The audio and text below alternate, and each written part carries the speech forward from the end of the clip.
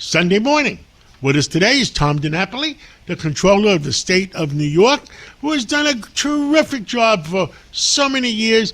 Well, Tom DiNapoli, how many years have you been Comptroller now?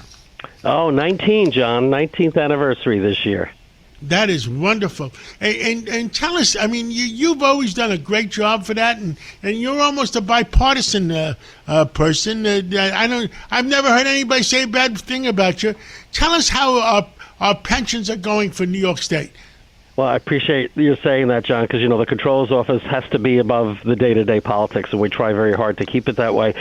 Great news on the pension fund. We released this week our estimated value as of the end of the calendar year, 2025, and we are now up to $297.8 billion, an historic high, so we're benefiting from the market staying very, very strong. We value our fund on March 31st, John, so we still have a ways to go to see what our actual final number will be, but at the rate we're going, we're certainly headed for a double-digit positive return. I certainly hope that holds up between now and the end of March. Keep in mind, though, our payments are significant. Actually, last year we paid out $16.8 billion in benefits to New York retirees. So our payouts are getting higher, but the fund continues to grow, and that's the strength of our diversified portfolio. So, I mean, I got a good mark in mathematics. If you paid out $16 million on $300 billion, or $16 billion on $300 billion, that's about a little more than 5%. So that means anything you earn above 5%, you're building up a reserve. Exactly right. And, John, we have a more conservative assumed rate of return. So our assumed rate of return is 5.9.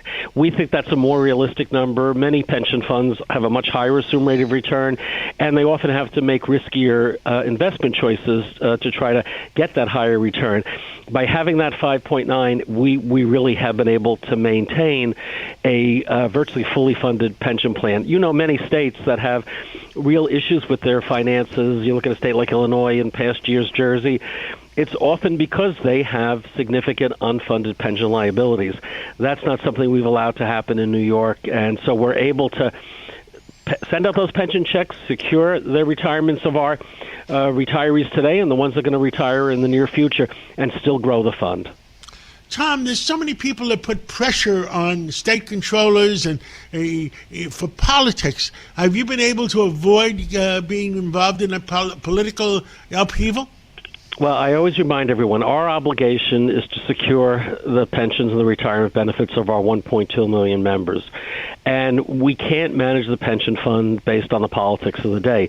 You're absolutely right. We have people calling upon us to, divest from this, divest from that.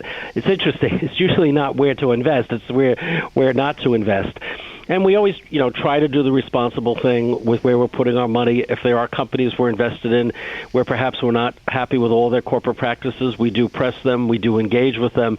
But at the end of the day, our moral obligation is to the retirees, and by extension, John, but the taxpayers as well, because those pensions are funded by employee contributions, government contributions, which is taxpayer dollars, and of course, the investment return. And you look back historically, about 75% of how we pay for these pension benefits is from our investments.